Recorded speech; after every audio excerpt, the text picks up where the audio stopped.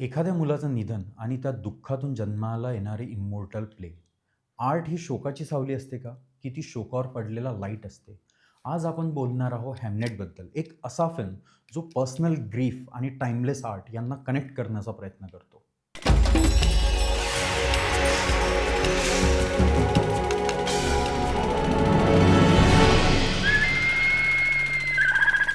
नमस्कार मंडळी, मी आहे कामेश आणि तुम्ही बघत आहे पिक्चर बाज. आजचा रिव्ह्यू थोडा काल्म आहे, थोडा हेवी आहे आणि थोडासा पोएटिकसुद्धा आहे. डिरेक्टर आहे क्लोई झोउ, ज्यांनी नोमॅडलँडमध्ये लोनलीनेसमधनं ब्युटी दाखवली आणि द रायडरमध्ये सायलेंट पेन जिवंत केलं. यावेळी त्या आपल्याला 16व्या शतकात घेऊन जातात. पण हा टिपिकल हिस्टॉरिकल सिनेमा नाही. हा एका घराचा, एका आईचा, एका वडिलांच्या तुटलेला श्वासाचा फिल्म आहे. तर चला प्लॉट जाणून घेऊया. फिल्म सुरू होते ॲग्नस आणि विलच्या लव्ह स्टोरीने. ॲग्नस ही नेचरशी डीपली कनेक्टेड असलेली स्त्री. ती जंगलात फिरते, आकाशाकडे बघते, मातीशी जणू संवाद साधते आणि लोक तिच्याकडे थोड्या संशयानेही पाहतात. पण तिच्यात एक क्वाईट स्ट्रेंथ आहे. विल हा ड्रीमर आहे, जो पुढे विल्यम शेक्सपियर म्हणून ओळखला जाणार आहे. त्याचं प्रेम सुरुवातीला प्लेफुल, लाईट आणि अलाईव्ह वाटतं. सो ही स्टोरी आहे मॅरेज, मुलं, छोटे छोटे कौटुंबिक मुवमेंट्स. फिल्म आपल्याला त्यांच्या सिम्पल हॅपीनेसमध्ये इमर्स करते. तर यांना 3 मुलं होतात, सुसाना आणि ट्विन हॅमनेट आणि जुडिथ. आणि मग अचानक एक इलनेस येतं आणि 11 वर्षाचा हॅमनेट या जगातून निघून जातो.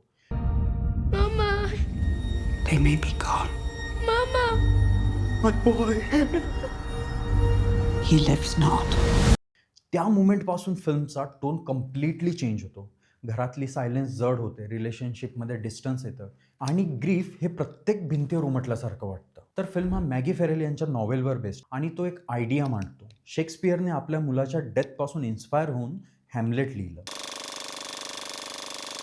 हिस्टॉरिकली ही गोष्ट प्रूव्हन नाही, ती स्पेक्युलेटिव्ह आहे. म्हणून एक्सपेक्टेशन 2 होत्या. इधर फिल्म हा इमोशनली इंटेन्स असेल किंवा आर्टिस्टिक बोल्डनेस. डिरेक्टर दोन्ही अचीव्ह करण्याचा प्रयत्न करतात. काही ठिकाणी त्या ब्रिलियंटली सक्सेसफुलही होतात, पण काही ठिकाणी फिल्म थोडा मेलोड्रॅमॅटिकही वाटू शकतो. रायटिंगबद्दल बोलायचं झालं तर स्क्रीन प्ले ॲग्नसच्या पर्स्पेक्टिव्हनी पुढे जातो. पहिला हाफ खूप ॲटमॉस्फेरिक आहे. स्टोरी कुठेही रश करत नाही, ती फ्लो होते, ती ब्रीथ करते. पण हॅमनेटच्या डेथनंतर रायटिंग खूप डिरेक्ट आणि लाऊड होते. ग्रीफ सटल राहत नाही, ते ओपनली दिसतं. To be or not to be नदीकाठी म्हणण्याचा सीन थोडं ओव्हर एक्सप्लेन्ड आणि टू सिम्बॉलिक वाटू शकतो. पण क्लायमॅक्समध्ये जिथे हॅमलेट स्टेजवर परफॉर्मन होतं, तिथे रायटिंग पुन्हा पॉवरफुल होतं. तिथे आर्ट आणि पर्सनल पेन एकत्र येतात. आता डिरेक्शनबद्दल बोलूया. क्लोई झोऊचं डिरेक्शन फर्स्ट हाफमध्ये लिटरली हिप्नोटिक आहे. कॅमेरा जंगलात फ्लोट होतो, सनलाईट पानांमधून फिल्टर होतं. त्यात मॅक्स रिचर्डचं म्युझिक व्हिज्युअल्सना एक मिस्टेरियस रिदम देतं. पहिला हाफ म्हणजे ॲन एक्सपिरियन्स आहे. सेकंड हाफमध्ये मात्र डिरेक्टर ग्रीफवर जास्त लिंगर करतो. कॅमेरा टियर्सवर थांबतो आणि पेन लाऊडली एक्सप्रेस होतं. काही मुवमेंट्स खूप ऑनेस्ट वाटतात, काही ठिकाणी ते स्लाइटली एक्सप्रेसिव्ह वाटू शकतात. पण क्लायमॅक्समधला तो ओव्हरहेड शॉट जो सुरुवातीच्या जंगलाशी व्हिज्युअली कनेक्ट करतो, सिनेमॅटिकली स्टनिंग आहे. परफॉर्मन्सबद्दल बोलायचं झालं, Jessie Buckley as a Agnes absolutely phenomenal. तिचा चेहऱ्यावर ग्रीफ, लॉंगिंग, अँगर, हेल्पलेसनेस ती सगळं रॉ आणि रिअल करते. काही सीनमध्ये परफॉर्मन्स खूप इंटेन्स वाटू शकतं, पण डिरेक्टरच्या नुसार एका आईच्या दुःखाला लिमिट नसते. पाऊल मेस्कॅल ॲज विल खूप इंटर्नल आहे. त्याचं दुःख सायलेंट आहे. तो वर्ड्समध्ये एस्केप शोधतो, स्टेजकडे वळतो. दोघांमधलं इमोशनल डिस्टन्स हळूहळू जाणवतं. Supporting cast specially Emily Watson फिल्मला ग्राउंडिंग देतात. टेक्निकॅलिटीबद्दल बोलायचं झालं तर सिनेमॅटोग्राफी फ्रेम बाय फ्रेम पेंटिंगसारखी आहे. मॅक्स रिचर्डचं म्युझिक इमोशन्सना पुश करतं, कधीकधी सटल आणि कधीकधी ओव्हरवेल्मिंग. साऊंड डिझाईन खूप डेलिकेटेड आहे. जंगलाचे साऊंड, वाऱ्याची सरसर, रिकाम्या घरातलं सायलेन्स ॲटमॉस्फिअर अजून डीप करत जातं. प्रोडक्शन डिझाईन पिरियडला कम्प्लिटली बिलिव्हेबल बनवतं. हॅमनेट हा सिनेमा ग्रीफबद्दल आहे, पण तो शोककथा नाही.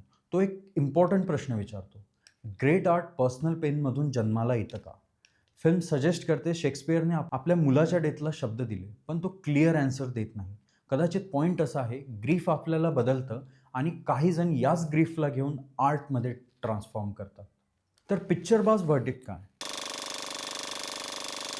हॅमनेट हा फिल्म परफेक्ट नाही. काही मोमेंट्स मेलोड्रामॅटिक वाटू शकतात, तर काही हिस्टॉरिकल अजम्पशन एक्सेप्ट करणं कठीण जाऊ शकतं. पण या फिल्ममध्ये करेज आहे, इमोशनल ऑनेस्टी आहे आणि काही व्हिज्युअल्स लिटरली ब्रेथ टेकिंग आहेत. सो पिक्चर बाज व्हर्डिक्ट सांगायचं तर हॅमनेट हा असा फिल्म आहे जो कदाचित तुम्हाला रडवणार नाही, पण तो तुम्हाला शांत करणार, तो तुम्हाला पीस देणार. तो तुम्हाला आठवण करून देतो ग्रेट आर्ट कधीकधी आपल्या डीपेस्ट माउंट्समधून जन्माला येतं. तर तुम्हाला काय वाटतं, आर्टिस्टचं पर्सनल लाईफ त्याच्या आर्टमधून क्लिअरली रिफ्लेक्ट होतं का, की मिनिंग आपण स्वतः क्रिएट करत असतो? हे आम्हाला कमेंटमध्ये नक्की सांगा. आणि रिव्ह्यू जर आवडला असेल तर लाईक करा, शेअर करा आणि पिक्चर बाजला सबस्क्राईब करा. कारण इथे आपण फिल्म फक्त पाहत नाही, तर आपण त्याच्या सायलेन्स ऐकतो. तर पुन्हा भेटूया पुढच्या रिव्ह्यूमध्ये.